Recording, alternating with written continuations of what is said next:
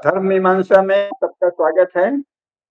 कृष्णाय वासुदेवाय हरे परमात्मने प्रणतक्लेशनाशाय गोविंदाय नमो नमः। वसुदेव सुतं देवं कंसचाणूरमर्दनम देवकी परमानंदम कृष्णं वंदे जगद्गुरुम। आज का जो विषय है उसका विषय प्रवेश करेंगे आदरणीय डॉक्टर शैलेंद्र कुमार जी। धर्म मीमांसा के सभी दर्शकों, श्रोताओं, विद्वानों, सबका अभिनंदन है, स्वागत है इस चैनल पर। और आज का जो विषय है, जिस कारण से हम उपस्थित हुए हैं आपके सम्मुख, वो बिल्कुल ही नूतन विषय है। अपने तरह का एक भिन्न पृथक कोटि का विषय, जिस पर सामान्यतः हमारा ध्यान नहीं जाता है। वह विषय है कि एनजीओ की क्या आवश्यकता है। क्या एनजीओ की उपस्थिति किसी भी देश और समाज के लिए अपरिहार्य है, या वह व्यर्थ है, या बाधक है, एक प्रकार का अवरोध है, क्या है? आदरणीय पंकज जी धर्मशास्त्र के ज्ञाता हैं, और उनसे आपको ज्ञात होगा कि हमारे यहाँ जब राजा होते थे, जो संयोगवश 1947 तक थे हमारे देश में, तो उनके समय जो राज्य व्यवस्था थी वो कैसी थी? मुख्य उद्देश्य उनके कुछ होते थे, जैसे सैन्य बल से अपने राज्य की सुरक्षा करना और धर्म पर ध्यान देना, जिससे कि प्रजा धार्मिक हो, आध्यात्मिक हो, प्रजा को आध्यात्मिक धार्मिक सुख मिले, प्रजा निरोग हो, उसको पर्याप्त भोजन मिले। ये सारे राजा के कर्तव्य होते थे, उद्देश्य होते थे। सामान्यतया प्रजा किस प्रकार अध्ययन करेगी, क्या पढ़ेगी, क्या पाठ्यक्रम होगा, ये सारे विषय राजा के अधीन नहीं होते थे, वरन समाज में जो ऋषि मुनि और विद्वान हैं उनके द्वारा ये कार्य होते थे। और इतने सुचारू रूप से होते थे कि भारत संसार का सदैव अग्रणी देश रहा, ज्ञान विज्ञान के क्षेत्र में और अन्य क्षेत्रों में भी। राजा, यहां तक सत्य है कि राजा विधि निर्माता नहीं होते थे, राजा किसी कानून को नहीं बनाते थे। कानून विद्वानों द्वारा बनाए होते थे और वो धर्मशास्त्रों में वर्णित होते थे, और उनका पालन राजा को कराना होता था और प्रजा को भी उसी का पालन करना होता था। यहां तक कि औपचारिक रूप से राजा प्रधान न्यायाधीश था, लेकिन न्याय देते समय भी वो स्वतंत्र नहीं था। उसके पास में बड़े बड़े सलाहकार होते थे जो महापंडित होते थे, उनके परामर्श के आधार पर ही राजा न्याय करता था। तो भारतीय परिप्रेक्ष्य में राजा का जो अधिकार था वो कहें तो आज के अर्थ में सीमित अधिकार था। लेकिन आज जो व्यवस्था हमने ली है, उठाई है, विशेषकर क्रिश्चियनडम से, अर्थात ईसाइयों के क्षेत्र से, तो वहां पर राजा जो है, अंग्रेजी में एक शब्द आता है ऑल परवेसिव।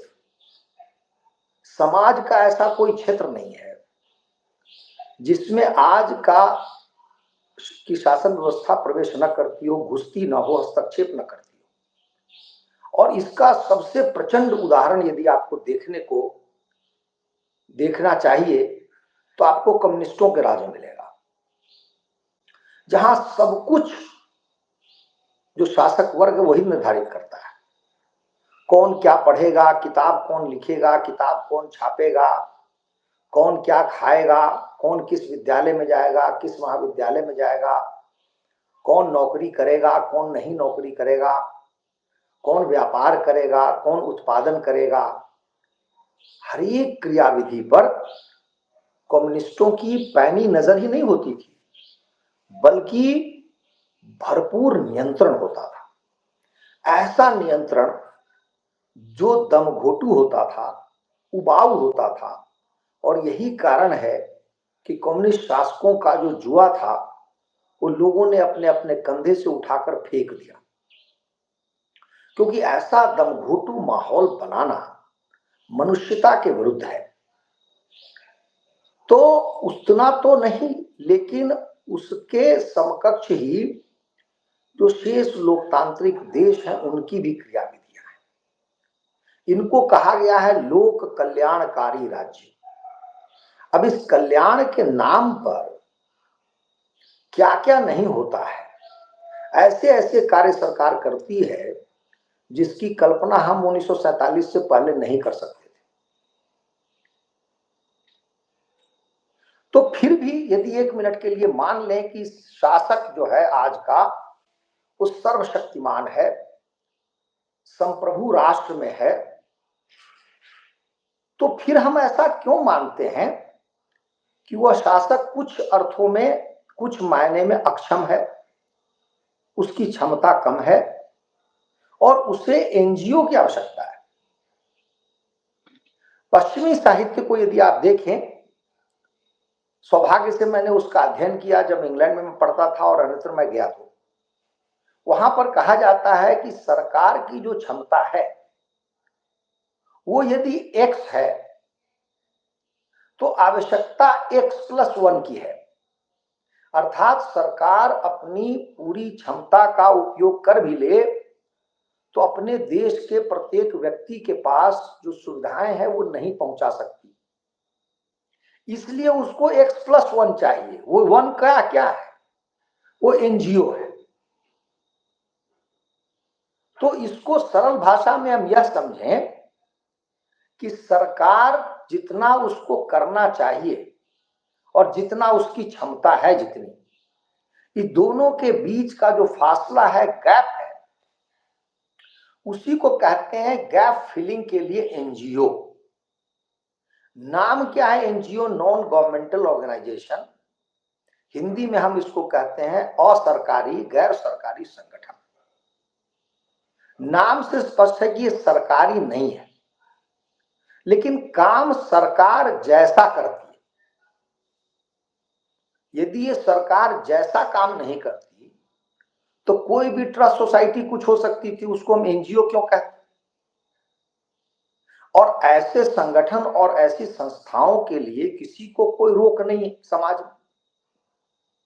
जैसे हमारे देश में बहुत सारे काम मंदिर किया करते थे, मठ किया करते थे, बहुत सारे काम अनेक प्रकार के संघ निगम किया करते थे, श्रेणी किया करती थी, यहां तक कि इनके पास न्याय व्यवस्था की भी क्षमता थी। तो ये एनजीओ क्या चीज है, आज हम इसी को समझेंगे और इसके दुष्प्रभाव पर विवेचना करेंगे। उदाहरण के लिए मैं 3 देशों को लेता हूं, भारत, बांग्लादेश और नेपाल। बांग्लादेश पर मैंने इस पर थोड़ा सा अध्ययन किया था तो मुझे पता चला कि बांग्लादेश की जो सरकार है, जो 1971 में अस्तित्व में आई, उस समय से लेकर के अभी हाल फिलहाल अभी तक वहां की सरकार में क्षमता ही नहीं थी या नहीं है। सरकार ने यह स्वीकार किया कि वो हर जगह नहीं पहुंच सकती, तो बांग्लादेश में बड़े बड़े एनजीओ खड़े किए गए। अब आप देखिए कि जो डोनर कंट्रीज थे, दानदाता देश, चाहे वो अमेरिका हो, इंग्लैंड हो, फ्रांस हो, कोई भी देश हो, उन देशों ने इन एनजीओ को सीधे सीधे धन देना आरंभ किया। कालांतर में ऐसा हुआ कि 2 एनजीओ वहां उठ खड़े हुए, एक का नाम ग्रामीण है, दूसरे का नाम ब्रैक है। और ग्रामीण और ब्रैक ये दोनों विशाल काय संस्थान बन गए। ग्रामीण तो इतना बड़ा बना, इतना बड़ा बना कि उसके जो मुखिया हैं मोहम्मद यूनुस, उसको नोबेल पुरस्कार मिला। और आज वह व्यक्ति बांग्लादेश का शासक है। दूसरा जो एनजीओ है ब्रैक, वहां की शिक्षा और अन्य क्षेत्रों में उसकी महती भूमिका है। तो क्या हुआ बांग्लादेश में कि बांग्लादेश की जो सरकार है वही एनजीओ की पिछलग्गू हो गई। अब 1 मिनट के लिए विचार करें कि यदि एनजीओ आपका बहुत सामर्थ्यवान है तो क्या क्या उसकी हानि हो सकती है उस कारण से। पहली हानि तो यह है कि लोकतांत्रिक देशों में जो सरकार होती है वो जनता के प्रति उसका दायित्व होता है। सीधे तौर पर जनता उसे चुनती है और जनता के प्रति उसका दायित्व है, अन्यथा वो जो भी उसका कार्यकाल है 5 वर्ष का, उसके बाद जनता उसको हटा देगी। एनजीओ दायित्व मुक्त होता है, उसके ऊपर ऐसा कोई दायित्व नहीं है। तो परिणाम क्या है, वह एक प्रकार से निरंकुश और जिसको मोनोपोली कहते हैं एकाधिकारवादी संस्था बन जाती है। जिन क्षेत्रों में उसका एकाधिकार है उसका वो भरपूर दोहन कर सकती है संस्था, और बांग्लादेश में यही हुआ। दूसरा उदाहरण नेपाल का है। नेपाल तो बांग्लादेश से भी छोटा है, 3 करोड़ से भी कम आबादी है वहां की जनसंख्या है। तो नेपाल में एनजीओ खड़े किए गए पश्चिमी देशों के द्वारा और उनको इतना बिगाड़ा गया, उनको इतना पुचकारा गया कि वहां जो राज सत्ता थी, राजतंत्र था, उसका अंत हो गया। आज की स्थिति यह है कि वहां कम्युनिज्म का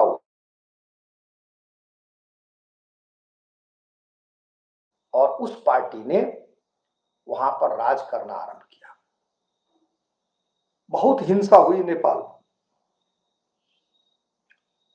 और अभी ताजा जो प्रकरण है जिस कारण से हम आपके सम्मुख बैठे हैं वो यह है कि ट्रंप ने रहस्योद्घाटन किया कि अमेरिका से बांग्लादेश, भारत और नेपाल को धन दिया गया। नेपाल के लिए कहा गया है कि टू प्रमोट एथिज्म, एक धर्म प्राण देश, हिंदू राष्ट्र जो कि घोषित रूप से हिंदू राष्ट्र था, उसको बिगाड़ दिया गया और आज भी उसको बिगाड़ा जा रहा है। तीसरा देश भारत है। भारत पर भी इसका कम दुष्प्रभाव नहीं हुआ है।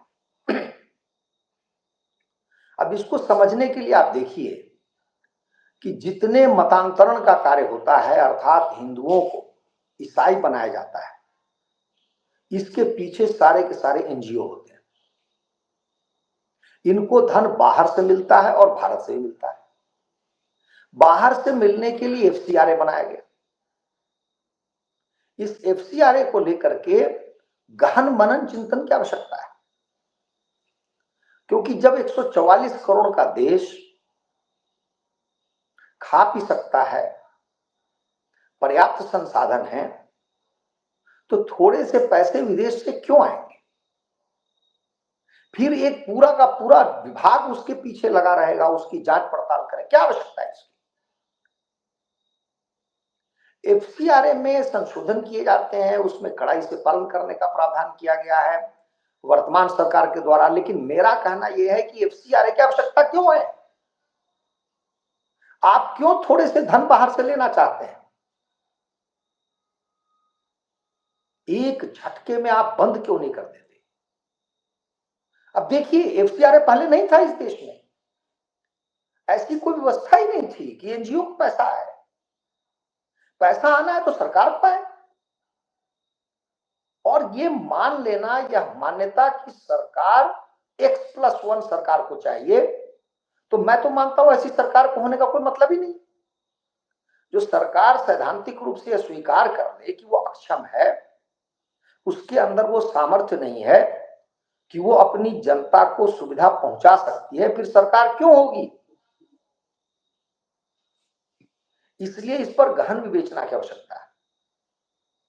तो भारत में उनके दबाव के कारण ये एक एफसीआरए बनाया गया, फॉरेन कंट्रीब्यूशन रेगुलेशन एक्ट। भाई हमें फॉरेन कंट्रीब्यूशन चाहिए ही नहीं, तो रेगुलेशन की क्या आवश्यकता है, पहले नहीं थी, क्यों बनाया आपने? तो मतांतरण के लिए ईसाइयों को पैसा आता है, मतांतरण के लिए मुसलमानों को पैसा आता है इसके माध्यम से, और जो भी स्थापित सरकार है उसको दुर्बल करने के लिए, कमजोर करने के लिए धन लगाया जाता है। तो कुल मोटे तौर पे देखें तो भारत में जो एनजीओ कार्य करते हैं और बाहर से पैसे आते हैं, उनके दो ही मुख्य उद्देश्य होते हैं, पहला देशद्रोह, दूसरा हिंदू द्रोह।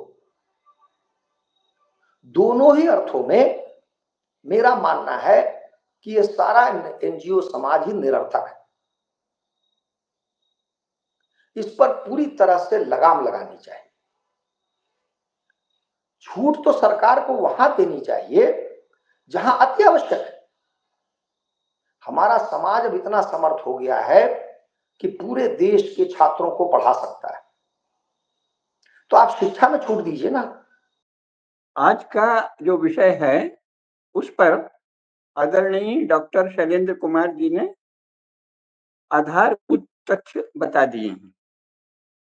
ये जो एनजीओ है इसका इतिहास दुनिया में भी बहुत पुराना है, क्योंकि जो भी समाज हैं, जो समाज व्यवस्थित हैं, जो समाज स्वस्थ हैं, जिस समाज की अपनी संरचना सुदृढ़ है, उसमें एनजीओ होते ही नहीं। और यूरोप में पहले तो जो पुराना समाज था यूरोप का, उसको खत्म करने के लिए चर्च आया। चर्च भी एक प्रकार का एनजीओ था, यानी एक तरह का नॉन गवर्नमेंट ऑर्गेनाइजेशन जो चाहता था कि सारे समाज उसका कंट्रोल हो। तो मूल एनजीओ है चर्च। लेकिन फिर चर्च जो है वो धीरे-धीरे राज्य का पर्याय बन गया यूरोप में। कई जगह गाँव से संधि की और कई जगह वो राज्य में ही आ गए। तो जब चर्च राज्य में आ गया तो वो बाकायदे राज्य का एक अधिकृत विचार हो गया। लेकिन सोसाइटीज़ तो वहाँ भी नहीं थी पहले। ये जो सोसाइटी, समाज और सोसाइटी में बहुत फ़र्क है। ये जो सोसाइटी नाम की बात अंग्रेजी में है, वो तो कुछ लोगों का एक समूह जो बाकी सबको बदलना चाहे या सबको अपने कंट्रोल में लेना चाहे, उसके लिए सोसाइटी बनाते हैं। भारत में 1860 में सोसाइटी रजिस्ट्रेशन एक्ट बना। लेकिन फिर भी क्योंकि अंग्रेजों ने ये कर दिया कि हम सरकार उसी को महत्व देगी जो सोसाइटी रजिस्ट्रेशन एक्ट के अंतर्गत रजिस्टर्ड समूह होगा, तो लोग कराने लगे। लेकिन भारतीय समाज यानी हिंदू समाज एकीकृत था। इसकी इकाइयाँ क्या थी? इसकी इकाइयाँ हैं कुल, जाति, खाप, गाँव, संप्रदाय, श्रेणी, संघ, ये सब इसकी इकाइयाँ थीं और अंत में राज्य। तो ये समाज की स्वाभाविक इकाइयाँ हैं। जो समाज की स्वाभाविक इकाई होगी वो किसी अन्य इकाई का निषेध नहीं करेगी। यानी ना तो वो राज्य का, ना तो कुल किसी राज्य का विरोध करेगा, ना राज्य किसी कुल को नष्ट करने की सोचेगा। ना गाँव किसी राज्य का विरोध करेगा, अपने राज्य का विरोध करेगा, ना राज्य किसी गाँव को नष्ट करने की सोचेगा। तो उस रूप में था। तो सोसाइटी रजिस्ट्रेशन एक्ट जो बना वो ये था कि धीरे-धीरे अंग्रेज अपने एजेंट खड़े करेंगे, लेकिन उसका भी हिंदू समाज ने अच्छा उपयोग भी, बहुत से लोगों ने सोसाइटी रजिस्ट्रेशन एक्ट के अंतर्गत सोसाइटीज़ बना ली और वो जैसे गौरक्षणी सभाएँ बनी, ये सब इसके ये भी काम करने लगे। तो 2 प्रकार की क्रियाएँ चल रही थीं। एक तो अंग्रेजों ने बलपूर्वक सोसाइटी रजिस्ट्रेशन एक्ट को शासकीय कारोबार के लिए महत्व दे दिया, तो कुछ लोग उसको भी करने लगे। लेकिन जो हिंदू समाज की स्वाभाविक इकाइयाँ थीं, वो जैसा आदरणीय डॉक्टर शैलेंद्र कुमार जी ने बताया, वो 1947 तक जारी रही हिंदू समाज में। 1947 के बाद जो जवाहरलाल नेहरू वगैरह जो सोवियत संघ से प्रभावित थे, कम्युनिस्ट पार्टी से प्रभावित थे, उनको बड़ा चक्कर लगा। तो ये जितनी बाद में पॉलिटिकल सोसाइटीज़ बनी, यानी राजनीति पर कंट्रोल करने के लिए, तो वो 2 प्रकार की बनी। एक तो यूरोप में पार्टी बनी, तो यूरोप में भी जो मूल चर्च था, उसका शासन चल रहा था।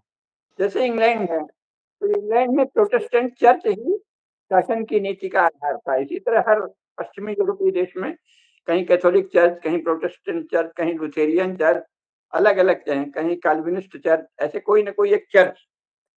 हालाँकि जो मूल समाज था, उसके विरोधी थे सारे चर्च, क्योंकि उन्होंने पैगन कह के जो जो चर्च में शामिल नहीं हो उसको पैगन कह के बहुत मारा, हत्याएँ की। ये जो एनजीओ हैं, ये सदा मूल समाज को नष्ट करते हैं। तो पहला एनजीओ है क्या है, लेकिन जब वो राज्य के द्वारा संरक्षित हो गया, ठीक है, वो से कम जो बचे लोग उनका राज्य का प्रतिनिधि हो गया। अब ये जो भारत में, जैसा सजन जी ने बताया, ये जो भारत में एनजीओ हैं, ये सबसे ज्यादा 2 प्रकार के एनजीओ हैं, लेकिन दोनों ही एनजीओ एक रूप से वैचारिक रूप से समाज निरपेक्ष हैं। समाज की सत्ता को भीतर से नहीं मानते। लेकिन ये इतनी बड़ी चीज़ है, हिंदू समाज अभी भी इतना शक्तिशाली है कि सारे ही एनजीओ बात यही करते हैं कि हम समाज को मजबूत बनाएँगे। जैसे पहले अंग्रेजों के राज में प्रार्थना समाज बना, वो रजिस्टर्ड सोसाइटी बनी, फिर ब्रह्म समाज बना, फिर आर्य समाज बना। तो ये सब क्या है, रजिस्टर्ड सोसाइटी। ये जो मूल समाज है, इसमें ये था कि भाई आप क्या हैं, हिंदू हैं, तो आपकी जाति क्या है, वर्ण क्या है, किस आश्रम में है, इन सब पहचानों को छोड़ के एक जो शासक की भाषा है, बाहर विदेशी अजनबी शासक की भाषा बोलने लगे कि हम तो प्रार्थना समाजी हैं, हम तो ब्रह्म समाजी हैं, हम तो आर्य समाजी हैं। तो मूल समाज से हटकर ये नए संप्रदाय बनाने की प्रक्रिया सोसाइटीज के द्वारा चली। बाद में इसको पॉलिटिकल पार्टी के रूप में आइडियोलॉजी का नाम दे दिया। जैसे कम्युनिस्ट पार्टी स्वयं एक एनजीओ, तो वो जिस समाज में कम्युनिस्ट पार्टी का शासन होता है, वो बाकी समाज को नष्ट कर देती है, अपने एनजीओ का ही पूरा वर्चस्व चाहती है। तो एनजीओ का पहला लक्षण पॉलिटिकल क्षेत्र में ये है कि वो आइडियोलॉजी की बात करते हैं, जबकि राज्य का भारत में लक्षण है, जैसा शैलेंद्र जी ने बताया, कि राज्य तो लॉ मेकर होते ही नहीं। कोई भी लॉ मेकर कैसे होगा? लॉ मेकर होगा मतलब ये दूसरे को अपने कानून से चलाना चाहता है। जबकि जबकि हमारे यहाँ जिसे राजा कहा है, राज्य दीप्त से जो बना है, उसमें राजा तो वो है ना, जो जहाँ का राजा है वहाँ की सब नीतियों को माने, परंपराओं को माने और सनातन धर्म के अनुसार, यूनिवर्सल ह्यूमन वैल्यूज के अनुसार शासन करे। यूनिवर्सल ह्यूमन वैल्यूज जैसी उस समाज में चल रही है जिस रूप में। तो राज्य समाज का प्रतिनिधि संस्थान है ये, और ये जो मॉडर्न स्टेट बना है चर्च की नकल में, ये एक तरह से संपूर्ण समाज को कंट्रोल करने के लिए बना है। चलिए, हिंदुओं ने इसी तरह जवाहरलाल नेहरू और दूसरे लोगों के प्रभाव से और बाद में कुछ शिक्षा के कारण से कुछ दिन तक राज्य के इसी ढांचे को मान लिया। ये भी समझ में आता है, क्योंकि चलो लोकतंत्र के नाम पे कम से कम इतना तो चलता है कि भाई हमारी बात तो सुनी जाएगी 5 साल में, हमारे पास शासन आए तो पूछें कि बताइए हम कैसा शासन कर रहे हैं। मान लो हमें शासन में नीतियाँ बनाते समय हमसे नहीं भी पूछता, तो बाद में चुनाव के समय हमें मौका लगता है कि हम एक दबाव डालें और बहुत ज़्यादा गड़बड़ हो तो बदल दें। लेकिन ये जो बाकी एनजीओ हैं, फिलहाल तो ये राज्य चल रहा है, राज्य के बारे में काम चलाऊ तौर से कहें तो हिंदू समाज की सहमति है, और तथ्य में बारीकी में जाए तो ये सबल हिंदू मध्य वर्ग है और उच्च वर्ग है, उसकी सहमति है। क्योंकि बाकी लोग जानते नहीं है, इस स्टेट का ये जो नेचर चला है 47 के बाद, इसके बारे में साधारण हिंदुओं को कुछ पता ही नहीं है। यहाँ तक कि धर्म क्षेत्र के बड़े-बड़े आचार्यों को भी इसके बारे में व्यावहारिक रूप से तो पता है, सैद्धांतिक रूप से कुछ नहीं पता कि ये राज्य है क्या भला। क्योंकि ऐसा राज्य भारतवर्ष में अकल्पनीय था कि जो अपने समाज की परंपरा, मान्यता, धर्म, रीति-रिवाज इसकी रक्षा ही नहीं करे। सौभाग्यवश अब मोदी जी ये बात बोलने लगे हैं कि हमें अपने धर्म, अपनी संस्कृति, अपनी परंपराओं, अपनी प्रथाओं की रक्षा करनी है और उनको पुष्ट करना है। तो इसका मतलब है कि अब जो राज्य है वो सचमुच लोकोन्मुख हो रहा है। तो अब दूसरी बात आई कि राज्य है और जनता ने चुनाव के द्वारा जब एक श्रेष्ठ शासक को बनाया है, तो धीरे-धीरे वो राज्य की भूमिका वो देखने लगे हैं जो भारतवर्ष में थी। कानून का रूप बाद में आएगा, लेकिन कम से कम उसकी बात करने लगे हैं कि समाज की मान्यताएँ, प्रथाएँ, परंपराएँ, धर्म। आज ही बागेश्वर धाम में स्वामी जी के सामने मेरे प्रधानमंत्री जी ने जो भाषण दिया, उसमें ये सब कहा गया नरेंद्र मोदी जी ने कि हमारे समाज का धर्म, हमारी परंपराएं, हमारी संस्कृति। लेकिन ये जो एनजीओ हैं, ये जैसे मैंने बताया, पहले तो ईसाइयों ने और फिर अंग्रेज ब्रिटिश सरकार ने इनको बलपूर्वक समाज को बदलने के लिए बनाया। इसीलिए आप देखिए हर एनजीओ समाज को बदलना चाहता है। उसे वो कहता क्या है, बदलने कहेगा तो मारा जाएगा, क्योंकि हिंदू समाज एक वीर समाज है, शक्तिशाली समाज है। कोई हमें बदलने कहे तो हम पीट देंगे। पीटते विरोध तो यूरोप में भी हुआ। यूरोप में बड़ी प्रसिद्ध पुस्तकें लिखी गई हैं। एक बड़ी प्रसिद्ध लेखिका है, उसकी एक प्रसिद्ध पुस्तक है somebody wants to develop me, उसमें इसका विरोध है कि तुम मुझे विकसित करना चाहते हो, मतलब who are you to develop me। लेकिन भारत में तो वहां केवल शांतिपूर्ण विरोध हुआ। भारत में अगर खुलकर कोई कह देगा कि हम तुम्हें बदल डालेंगे, हम तुमको बदलना चाहते हैं, तो हिंदू समाज वीरों का समाज है, ये पीट देगा, मार देगा। तो इसको सुंदर भाषा में कहा कि हम सुधार कर रहे हैं। ये जो समाज सुधार है, ये समाज द्रोह का एक दूसरा नाम है। समाज को बदल डालो, इसीलिए फिल्में बनाई गई, कहानियां लिखी गई, कविताएं लिखी डाली, नया जमाना आया है, बदल डालो समाज को। और नए से मतलब था कि हम जो चाहते हैं, नया जमाना सबके लिए है, तो सबके लिए नई शक्ति आएगी, नई स्फूर्ति आएगी, नहीं, हम जो चाहते हैं वो समाज करने लगे। तो ये जो एनजीओ हैं, ये मुख्यतः दो प्रकार के हैं इस समय। 90-95% एनजीओ विदेशों से प्रेरित है और वो मुख्यतः क्रिश्चियन मिशनरीज से प्रेरित है। बाद में उनकी नकल में कुछ एनजीओ कम्युनिस्टों ने बहुत बड़ी संख्या में बनाए कि हम सीधे अगर कम्युनिज्म की बात करेंगे तो विरोध होगा, एनजीओ बना के, और जो सरकार में मंत्री नेता अफसर सब हैं उनसे वो ले लो, अनुदान ले लो, और फिर समाज को कम्युनिज्म की ओर ले जाओ। और फिर इसका लाभ उठा के अब मजहबी उग्रवादियों ने भी बहुत सारे एनजीओ बना लिए हैं। और कुछ एनजीओ उन लोगों के द्वारा बनाए गए जो भले लोग हैं, देश से प्रेम करते हैं, लेकिन उनका देश से प्रेम भावुक है, भावमय है, भावना से भरा हुआ है, विवेक नहीं, विचार नहीं है। उन्होंने ये नहीं सोचा कि ये एनजीओ क्यों बना रहे हैं हम तो जो समाज की संस्थाएं हैं, कुल है, जाति है, पंचायत है, खाप है, परंपरा है, संप्रदाय है, उसमें जो जहां हमारा आदमी है वहीं पे उसको सुंदर बनाए, श्रेष्ठ बनाए, योगदान दे, तो वो चल दिया। अब एक एनजीओ की एक और विशेषता है, पहचान लें आप, जो हमारे श्रोता हैं उसके लिए बता रहे हैं। ये सदा जिनका ये जो ग्रुप इनको बनाता है, 100 लोग, 200 लोग, 500 लोग या कहीं 10,000 लोग भी हो सकते हैं, वस्तुतः उनके विचारों का प्रतिनिधि होता है और बात सदा संपूर्ण देश या संपूर्ण भारतवर्ष करेगा। जैसे कोई बड़े से बड़ा एनजीओ भारत में है तो उसमें अधिक से अधिक 1 लाख सदस्य हैं। वो 1 लाख लोग भी मुश्किल से 100 या 150 लोगों के टोटल कंट्रोल में होते हैं, क्योंकि एनजीओ की बनावट ही ऐसी होती, जो बॉस है, जो हेड है, जो पार्टी हेड है, उस पर कंट्रोल रहेगा। उन 100 लोगों के इशारे पर वो काम करता है और बात सदा करेगा संपूर्ण समाज की। इसमें जो हमारा स्वदेशी एक एनजीओ है, उसने भी यही शुरू कर दिया, हमने अंग्रेजी अपना ली, हमने चीन को तिब्बत दे दिया, हमने गुलामी कर ली, हमने फलाना कर लिया। यानी जो शासक और दस्युदल करते हैं, उसका बोझ सारे समाज पर थोप दे। क्या करें, हमने तो अंग्रेजी अपना रखी है, हमने तो तिब्बत चीन को दे दिया।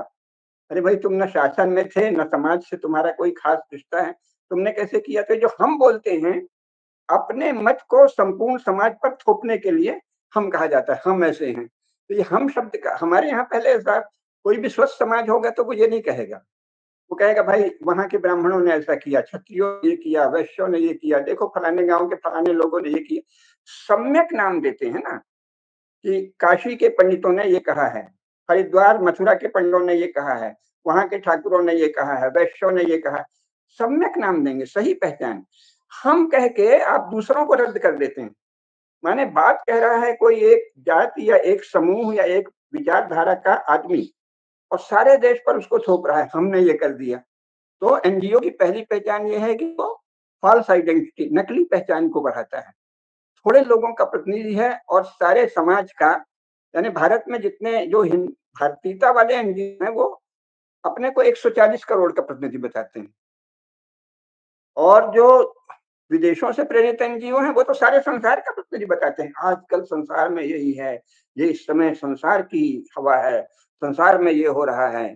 तो ये क्या है, विदेशों से प्रेरित एनजीओ स्वयं को सारे संसार का प्रतिनिधि बताते हैं, और भारतीयता के झुकाव वाले भाव में एनजीओ, जो कि भारतीय ज्ञान, संस्कार और परंपरा से रहित हैं, वो अपने को सारे भारत का प्रतिनिधि बनाते हैं। हम 140 करोड़ भारतीय, भाई 140 करोड़ भारतीयों का प्रतिनिधित्व तो केवल शासन कर सकता है, प्रधानमंत्री को यह हक है 140 करोड़, लेकिन किसी एनजीओ को यह हक नहीं है, जो कि वो निश्चित संख्या वाले लोगों का संगठन है। तो ये जो एनजीओ है वो क्या है, ये समाज निरपेक्ष ऐसे समूह हैं जिन्हें कोई ऐसा शासन संरक्षण देता है जो अपने आप को समाज का पूर्ण प्रतिनिधि नहीं मानता। अब ये चला तो ऐसे में है अब फिलहाल जो भाजपा का भी शासन आया तो अभी वो लोग धीरे-धीरे अब सजग हो रहे हैं। लेकिन अब थोड़ा और गहराई में अगर वो देखेंगे तो एनजीओ पर प्रतिबंध लग जाना चाहिए। 1860 के पहले तो सोसाइटी रजिस्ट्रेशन एक्ट था नहीं और 1947 तक भी सोसाइटियां गिनी-चुनी थी। ये 1947 के बाद शासन के द्वारा एक कुरबुत्ते की तरह सोसाइटी बन गई।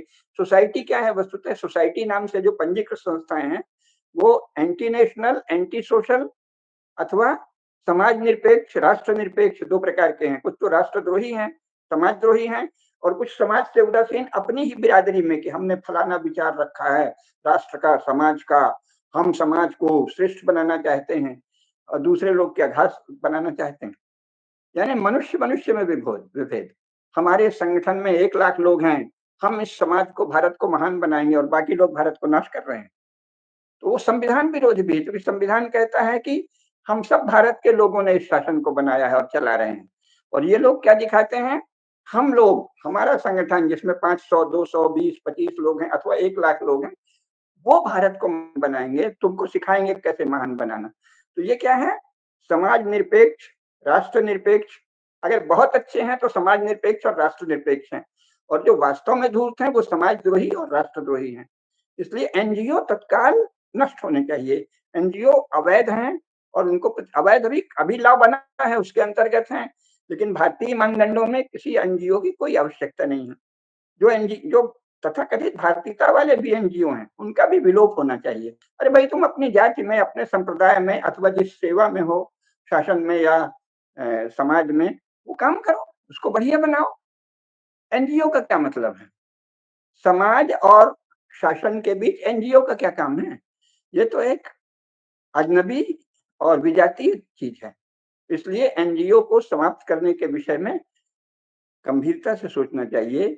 अगर देश की रक्षा करनी है, समाज की रक्षा करनी है, तो एनजीओ का विलोप होना चाहिए। किसी एनजीओ की कोई जरूरत नहीं, क्योंकि एनजीओ अभी तक भारत के अधिकांश एनजीओ विदेशों से संचालित रहे हैं। सबसे ज्यादा ईसाई मिशनरियों द्वारा, कुछ कम्युनिस्टों के द्वारा और कुछ मजहबी उग्रवादियों के द्वारा।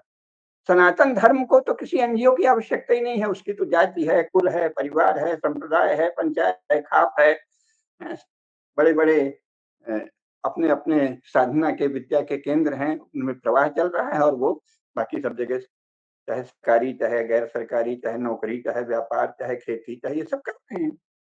एनजीओ का क्या काम है? समाज और सरकार के रहते एनजीओ का क्या काम है? कोई काम नहीं है। जो कुछ करेंगे ये बिगाड़ेंगे।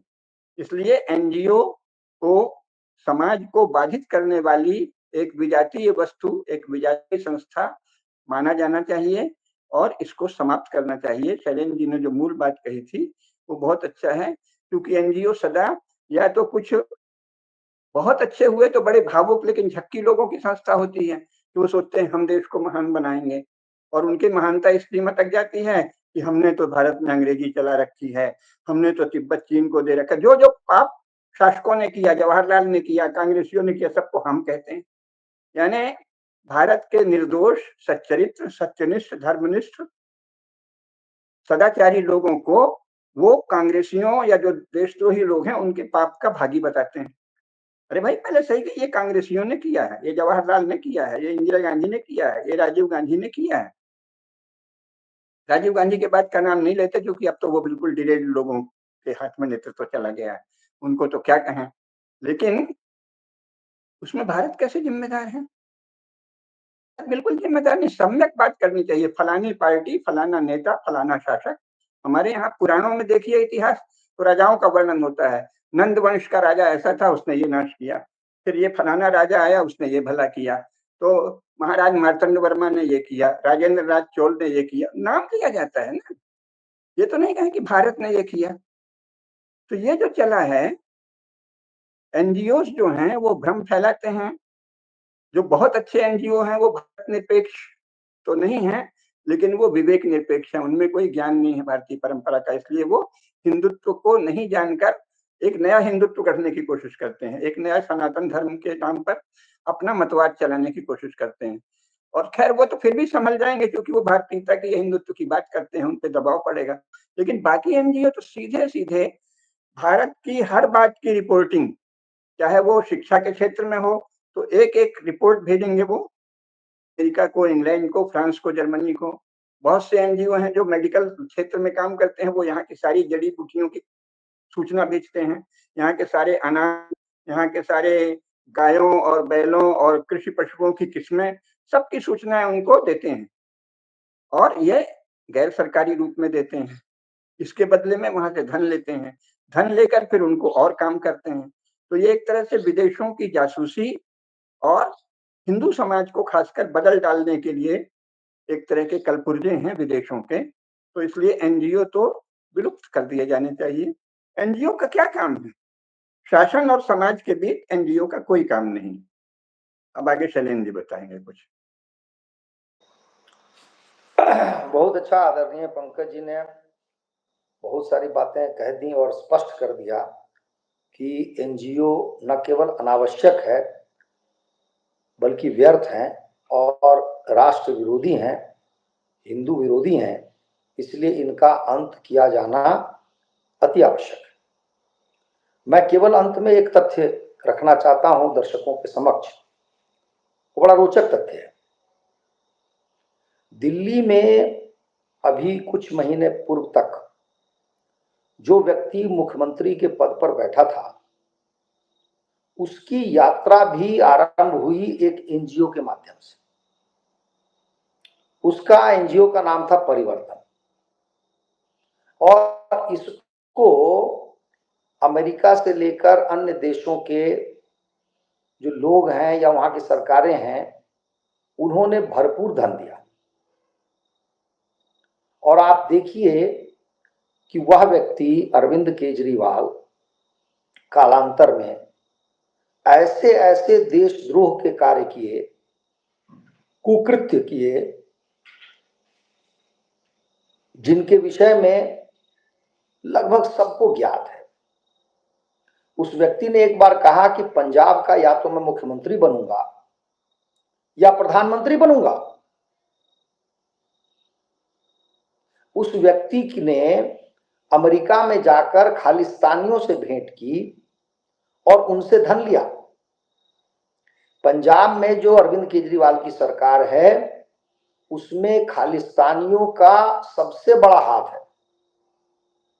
और अमेरिका में जो वांछित आतंकी है भारत सरकार के द्वारा, इसका नाम पन्नू है, उसने खुल के कहा कि इतना सारा डॉलर, जो कि भारत की मुद्रा में शायद 250 या पता नहीं कितने करोड़ रुपए बनते हैं, वो उसने दिए हैं। और क्यों दिए हैं?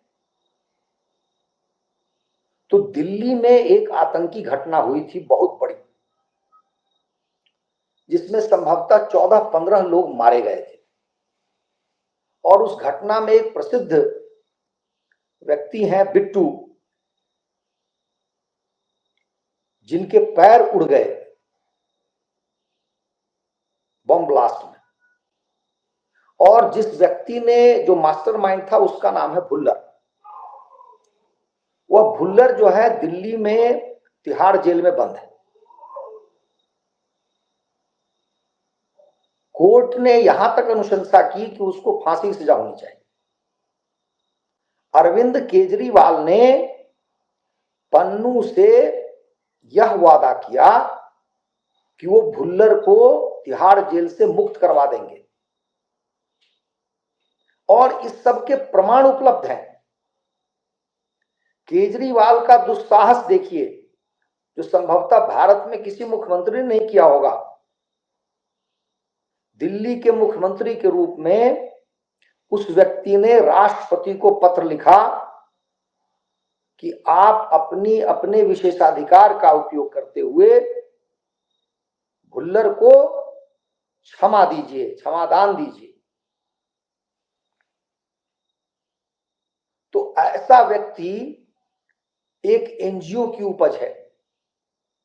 यदि एनजीओ को हम इसी प्रकार से आगे बढ़ने देना चाहते हैं या वो बढ़े, तो क्या कुपरिणाम होगा, उसका प्रचंड उदाहरण अरविंद केजरीवाल है। साथ में और भी चमत्कार देखिए। भारतवर्ष में, हमारे सरकार में अनेक ऐसी घटनाएं घटी हैं जब मुख्यमंत्री जेल गए हैं। कई उदाहरण है आपको, लालू यादव, जयललिता, हेमंत सोरेन, हरियाणा के मुख्यमंत्री। लेकिन सबसे भिन्न था अरविंद केजरीवाल का जेल जाना।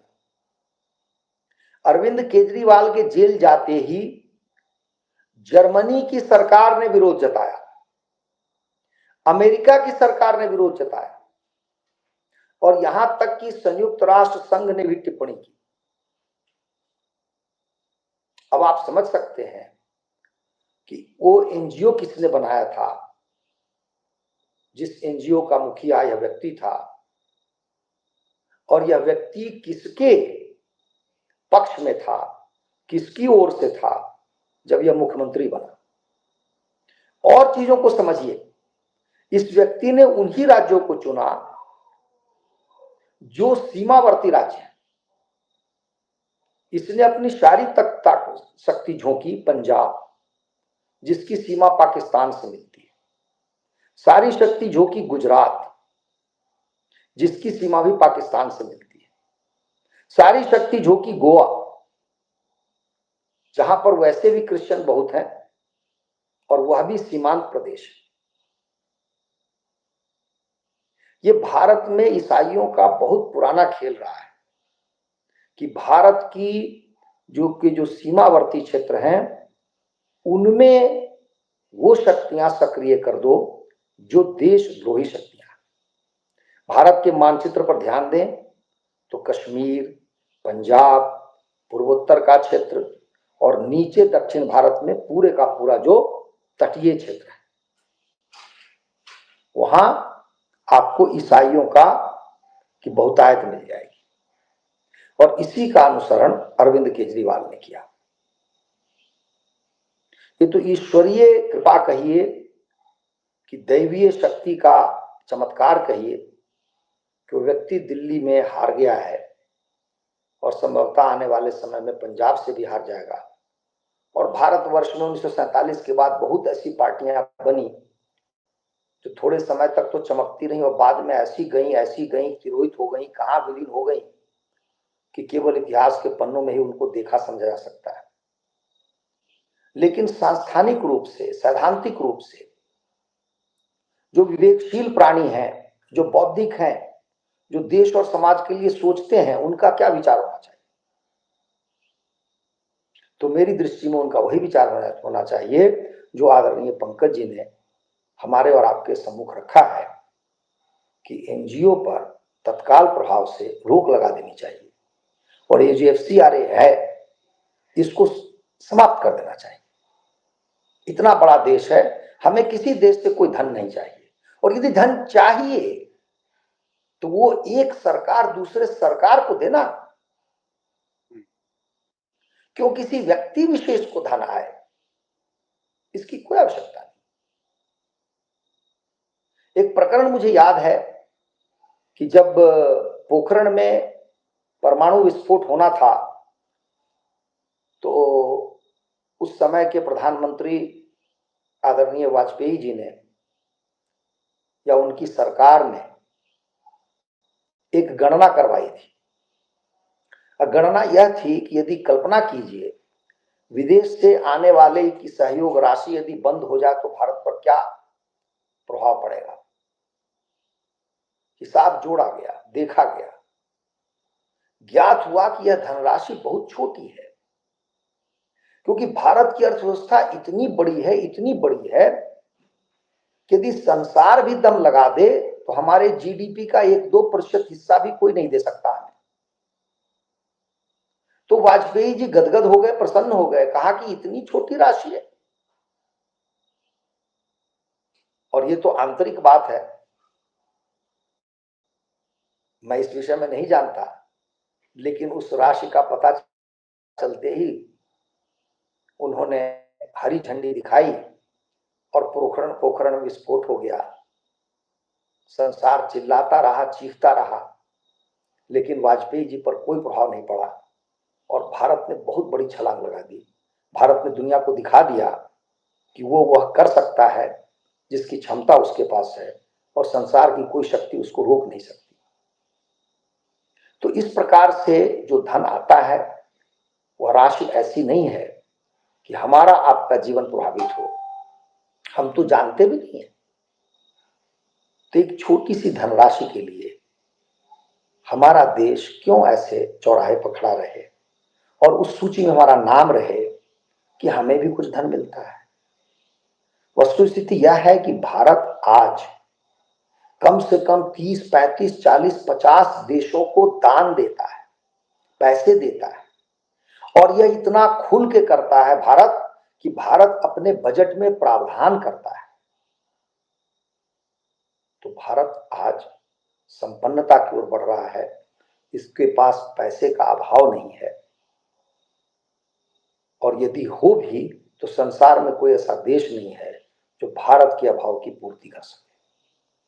इसलिए व्यर्थ का जो जंजाल है, इसकी समाप्ति इस देश के हित में है, और जितनी शीघ्रता से इसको समाप्त किया जाए देश हित में, उतना अच्छा कार्य होगा। तो इसी बिंदु पर हम अपनी वाणी को विराम देते हैं। आदरणीय पंकज जी को साधुवाद कि उन्होंने अपने वचन रखे, और आनंद आ गया सुन के। एक बात फिर से याद दिला दें कि आदरणीय डॉक्टर शैलेंद्र कुमार जी भारतीय प्रशासनिक सेवा में उच्च अधिकारी रहे हैं। जो हमारे श्रोता हैं वो ये जान लें, क्योंकि ऐसा प्रचार है, लोग ऐसे हर बात में घबराते हैं, तो वो ये नहीं सोचते कि अरे बाप रे एनजीओ मिट गए तो क्या होगा, होगा वो अधिकृत रूप से बता रहे हैं। और कुछ लोग तो समझते हैं कि शायद दुनिया में हलचल मच जाएगी और दुनिया नाराज होगी। कोई कुछ नहीं करेगा, और भारत शासन इस विषय में सर्वाधिकारी है। वो चाहे तो कल समस्त एनजीओ पर प्रतिबंध लगा सकती है। आदरणीय श्री नरेंद्र मोदी जी और अमित शाह जी से हम तो यही विनती करेंगे कि वो सारे एनजीओ को कह दें कि अब ये विलुप्त, और वो समाज में अपना स्वाभाविक कार्य करें, समाज की इकाई के रूप में, कोई किसी कुल में, जाति में, गांव में, इलाके का, वहां से लोगों के साथ मिलकर करें। पंचायतें हैं हमारे यहाँ, ये पहले ही कई स्तरीय संस्थाएं हैं, पंचायतें हैं, उनके द्वारा करें। ये अलग से एनजीओ जल्दी से जल्दी समाप्त होना चाहिए। ये तो बात हो ही गई। मुख्य बात यह है कि शासन इस विषय में सर्वाधिकारी है, कोई कानूनी अड़चन नहीं है, क्योंकि सबसे बड़ा प्रोपेगेंडा ये होगा कि पता नहीं क्या हो जाए। कुछ भी नहीं, बहुत ही सरलता से शासन चाहे तो भारत में एनजीओ के अस्तित्व को विलुप्त कर सकता है, एनजीओ को अवैध घोषित कर सकता है, और इससे देश में पत्ता भी नहीं खड़ेगा। सिवाय जो लोग उसका विदेशों से पैसा वैसा खा रहे हैं, उनको थोड़े पेट में दर्द होगा, तो उनको पहले भी थोड़ा दर्द कर चुके हैं मोदी और शाह जी और सब लोग, क्योंकि कई संस्थाओं को रोक लगा चुके हैं। थोड़ा और दर्द हो जाए, देश का भला होगा, और एनजीओ सब समाप्त होने चाहिए, और मुख्य रूप से शासन के द्वारा इसी संविधान के अंतर्गत यह संभव है। ठीक है, तो इसी बस बिंदु तो पर बोलिए, आप इसी बिंदु पर समाप्त करते हैं। धर्म की जय हो, समापन करते हैं। धर्म की जय हो, धर्म जय का हो, नाश हो, प्राणियों में सद्भावना हो, विश्व सद्भाव का हो, कल्याण हो। विश्व का पार्वती कल्याण। पतये हर हर महादेव। महादेव।